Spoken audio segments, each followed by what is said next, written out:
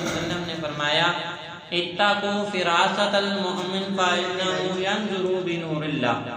فرمایا کہ مومن کی فراست سے ڈرو کہ بے شک وہ اللہ کی فراست یعنی انہو ینظر بنور اللہ، وہ اللہ کے نور سے دیکھتا ہے، اس کی فراست سے ڈرو۔ یہ حدیث پاک حضور صلی اللہ علیہ وسلم نے فرمائی تو ایک کافر یہ حدیث سنتے پڑھتے پڑھتے ایک کافر کے کانوں میں آ پڑی، اس نے پڑھی یا سنی تو اب وہ نکلا اور کہنے لگا کہ اس حدیث کا مطلب کیا ہے، میں اس پر تجربہ کرتا ہوں۔ اب مسلمانوں کے ارد گرد گھومنے لگا اور ان میں پتہ کرنے لگا، مشائخ کرام کی خدمت میں آیا، علماء کرام کی خدمت میں آیا، اولیاء کرام کی خدمت میں آیا، مسلمان کا روپ دھار کر، تھا کافر لیکن وہ مسلمانوں کے بھیس میں آیا، اور یہی جب بھی کسی ولی کے پاس جاتا تو اس کے بعد یہی سوال کرتا، کہتا اتقوا فراست المؤمن فإنه ينظر بنور اللہ۔ اس حدیث کا کیا مطلب ہے؟ سارے علماء کرام جس کی بارگاہ میں جاتا تو وہ اس کو اس کا ترجمہ بتا دیتے، اس کو مطلب سمجھا دیتے، لیکن وہ چلتے چلتے ایک مرتبہ حضرت سیدنا جنید بغدادی کے ہاتھ چل گیا۔ حضرت جنید بغدادی کے اجتماع میں آ گیا تو ادھر آپ خطاب فرما رہے تھے، تو ادھر آ کر وہی کافر جو تھا مسلمانوں کا روپ دھارا ہوا تھا اور کہنے لگا کہ مجھے اس حدیث کا مطلب بتاؤ کہ جہاں حضور صلی اللہ علیہ وسلم نے فرمایا اتقوا فراست المؤمن فإنه ينظر بنور اللہ، اس حدیث کا کیا مطلب ہے؟ تو حضرت جنید بغدادی رضی اللہ تعالیٰ عنہ نے فرمایا کہ اس کا مطلب یہی ہے تو کافر سے مسلمان ہو جا، فرمایا کہ تو کلمہ پڑھ کر مسلمان ہو جا۔ تو آپ نے جب اتنا فرمایا تو وہ سننے والا اور وہاں جو مجمع میں بیٹھے تھے دیکھنے والے حیران ہو گئے کہ یہ کیا، بظاہر تو مسلمان نظر آ رہا ہے، اولیاء تو مسلمانوں والے ہیں، لیکن جنید بغدادی کو کیسے پتا چلا کہ یہ مسلمان نہیں ہے؟ اب وہ حیران تھا کہ اسے کیسے پتا چلا کہ میں بھی کافر ہوں، اسے کیسے پتا چلا؟ تو حضرت جنید بغدادی نے فرمایا اس کا مطلب یہی ہے کہ تو کلمہ پڑھ کر مسلمان ہو جا۔ اب اس نے کلمہ پڑھا، مسلمان ہو گیا۔ اب آپ کی خدمت میں کہنے لگا کہ ایک سوال ہے کہ یہ حدیث میں کئی علماء کرام کے پاس لے کر گیا، کئی مشائخ کرام کے پاس لے کر گیا، لیکن انہوں نے مجھے اس کا مطلب سمجھا دیا، لیکن اس جیسا مطلب کسی نے نہیں بتایا، کوئی نہیں پہچان سکا کہ میں کافر ہوں۔ تو حضرت جنید بغدادی نے اس کو اور حیران کرنے والی بات بتائی، فرمایا کہ وہ سارے جان گئے تھے، جن کی خدمت میں گیا تھا وہ سارے جانتے تھے تو کافر ہے، لیکن وہ یہ بھی جانتے تھے کہ تو نے کلمہ جو ہے پڑھنا جنید کے ہاتھ پر پڑھنا ہے، اس لیے انہوں نے تجھے اس کا مطلب نہیں بتایا، تجھے نہیں بتایا کہ تو کافر ہے، انہوں نے صرف مطلب ترجمہ سکھا دیا، لیکن تجھے یہ نہیں بتایا کہ تو کافر ہے۔ وہ تجھے پہچان گئے تھے لیکن وہ جانتے تھے کہ تو کلمہ جنید کے ہاتھ پر پڑھے گا، کیونکہ مشائخ کرام کے بارے اس لیے تو حدیث پاک ہے، فرمایا اتقوا فراست المؤمن فإنه ينظر بنور اللہ، فرمایا مومن کی فراست سے ڈرو، جب وہ دیکھتا ہے تو اپنے دل سے دیکھتا ہے، اللہ کے اطاعت سے دل سے دیکھتا ہے، یعنی جب دل سے مومن دیکھتا ہے تو وہی کامل مومن ہے، اور اس کی فراست سے ڈرو، اس کے بارے میں عیب نہ نکالو، اس کے بارے میں دل میں بدگمانیاں برے خیال نہ پیدا کرو۔ حضرت جنید بغدادی فرماتے ہیں کہ میں ایک مرتبہ بیٹھا ہوا تھا بغداد کے علاقے میں، ایک مسجد تھی، اس میں عبادت کر رہا تھا، بیٹھا ہوا تھا تو ایک فقیر گزرا، سامنے سے فقیر گزرا اور وہ مانگ رہا تھا۔ حضرت جنید بغدادی فرماتے ہیں میرے دل میں خیال آیا، میں نے دل میں سوچا کیا ہی اچھا ہوتا ہے یہ کما لیتا مانگتا نہ، مانگنے سے اس کے لیے اچھا ہوتا کہ یہ کما لیتا مانگتا نہ۔ تو وہ درویش جو تھا فقیر تھا چلا گیا۔ تو حضرت جنید بغدادی فرماتے ہیں جب میں رات کو عبادت کے لیے کھڑا ہوا اور آپ عبادت اس طرح کرتے تھے، فرماتے ہیں 30 سال میں نے عشاء کی نماز پڑھ کر کھڑے ہو کر ہاتھ باندھ کر اللہ اللہ کیا ہے فجر تک،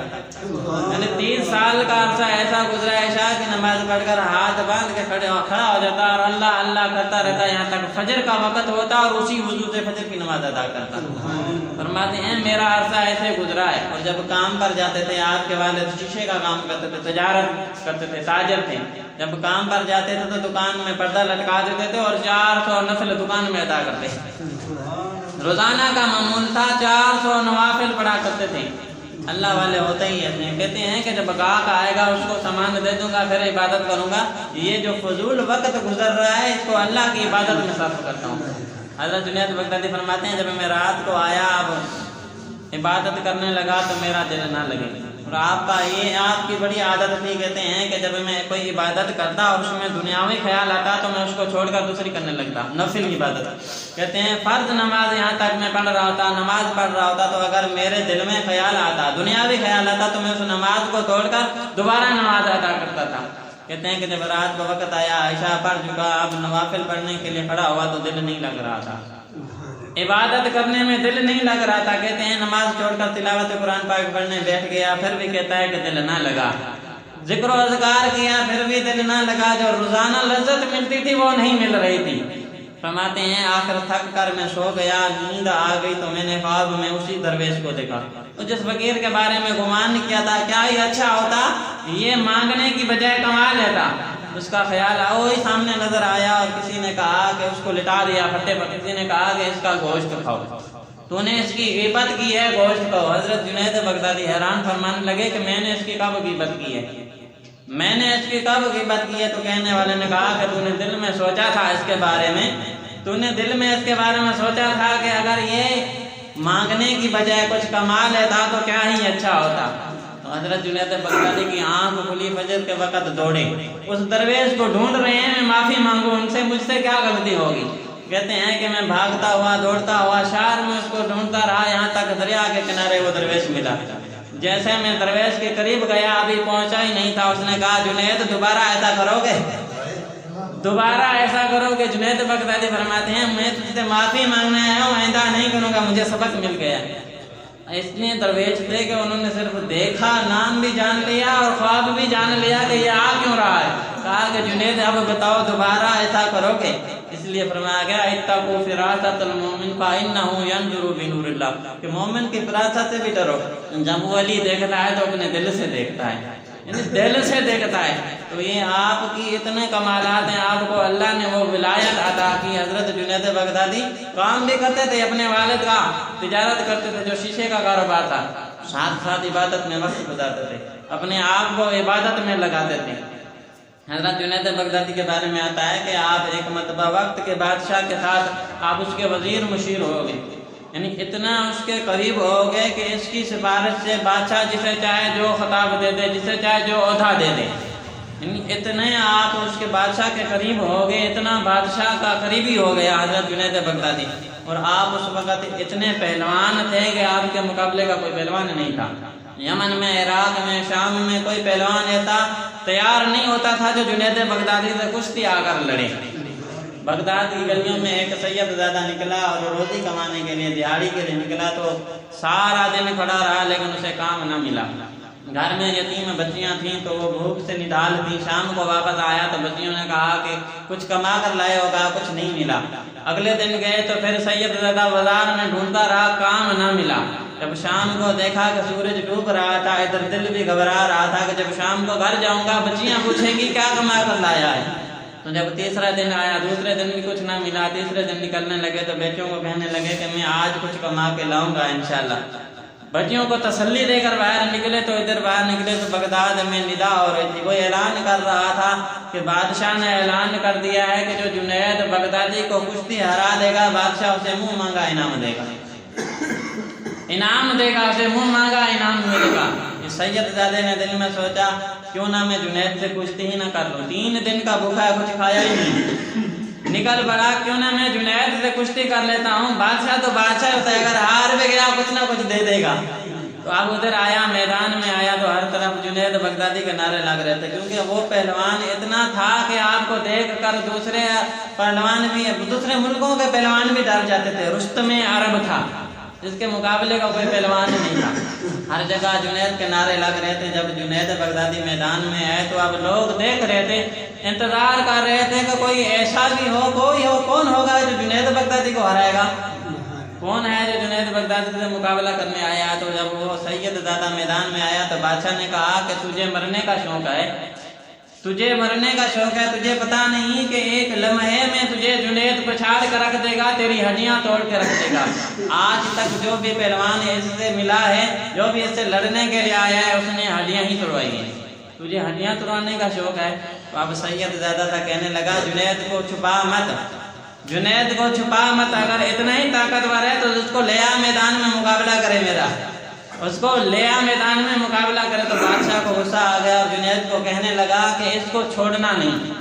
اس سے وہ سبق دکھا کہ آج تک کوئی بادشاہ کے سامنے کھڑا ہو کر اس طرح بات نہ کرے۔ جنید بغدادی جب میدان میں آیا تو سید زادے نے ہاتھ ڈالا اور جنید نے ہاتھ ڈالا۔ جب دونوں نے ایک دوسرے کو پکڑا تو وہ سید زادہ کان میں کہنے لگا، جنید میں کوئی پہلوان نہیں ہوں،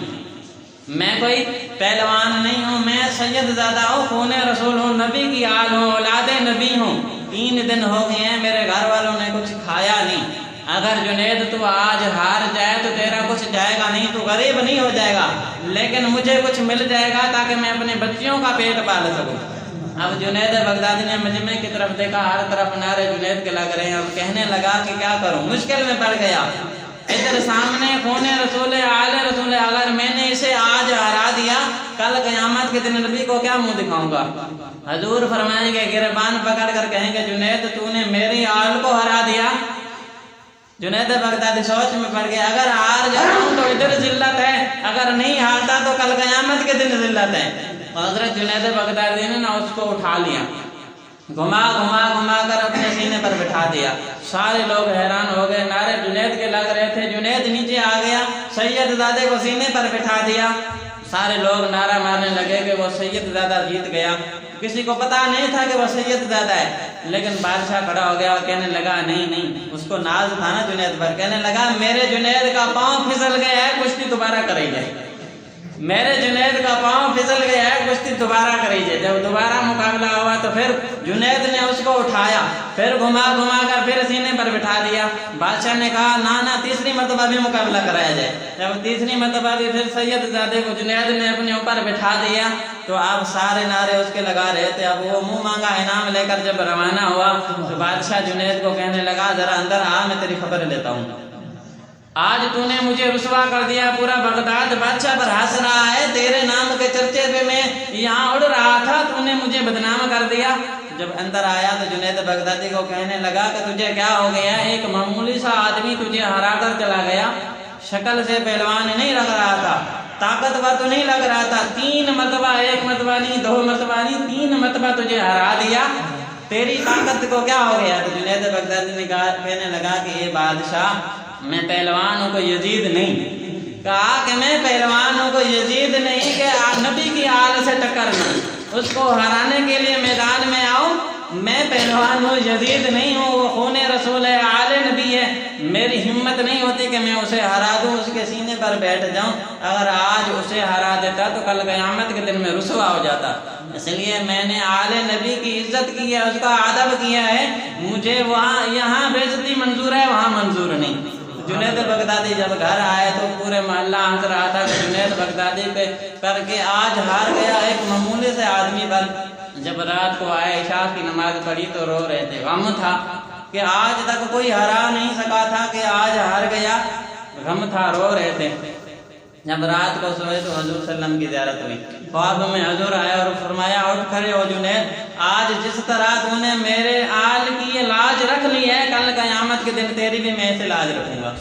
جس طرح تو نے میرے آل کی آج حفاظت کی، اس کا ادب گیا، کل قیامت کے دن بھی میں تیری اس طرح لاج رکھ لوں گا، اور یہ مت گھبرانا، میں ایسے جا رہا ہوں، تجھے بہت شان دے کر جا رہا ہوں، یاد رکھنا تجھے بہت شان دے کر جا رہا ہوں۔ اب یہ جنید ہے، صبح کو اٹھا تو حالت ہی اور تھی،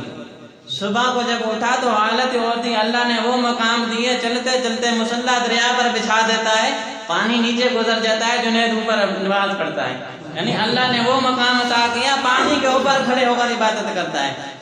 جنید بغدادی جب اتنا مشہور ہو گیا کہ پانی کے اوپر کھڑے ہو کر عبادت کرتا ہے، وہ جنید پانی کے اوپر کھڑے ہو کر عبادت کرتا ہے، لوگ دریا کراس کرنے کے لیے کشتی لیتے ہیں، یہ بغیر کشتی کے چلا جاتا ہے۔ جب جا رہا تھا تو ایک آدمی آیا، مرید آیا، کہنے لگا کہ میں بھی آپ کے ساتھ دریا پار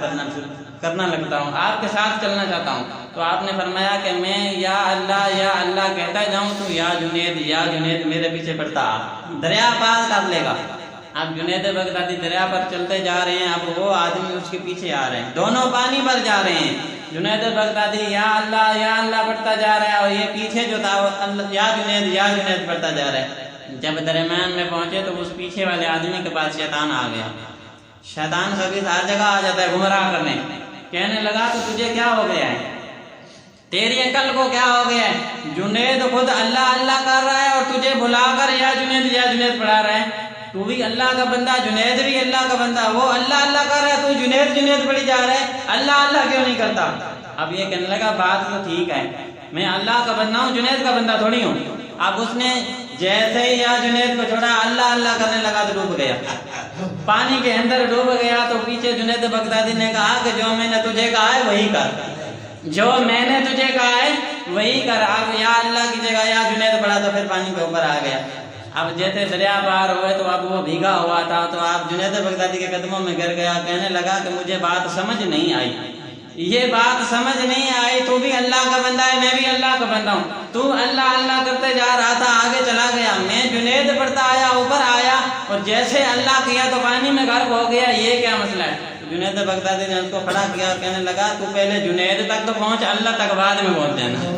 کہا تو پہلے جنید تک تو پہنچ، اللہ تک بعد میں پہنچ جانا۔ اور یہ جنید بغدادی ہیں، اللہ نے اسے وہ مقام دیا کہ سارے پیروں کے پیر غوث اعظم ہیں، پیروں کے پیر غوث اعظم ہیں۔ جنید بغدادی وہ ہیں کہ غوث اعظم کے پیروں کے بھی پیر ہیں، غوث اعظم کے جو پیر گزرے ان کے بھی پیر ہیں یہ جنید بغدادی۔ اللہ نے ان کو وہ مقام دیا کیونکہ انہوں نے سید کی ایک عزت کی تھی، ادب کیا تھا۔ وہاں حضور صلی اللہ علیہ وسلم خواب میں اور کہا تو نے آج میرے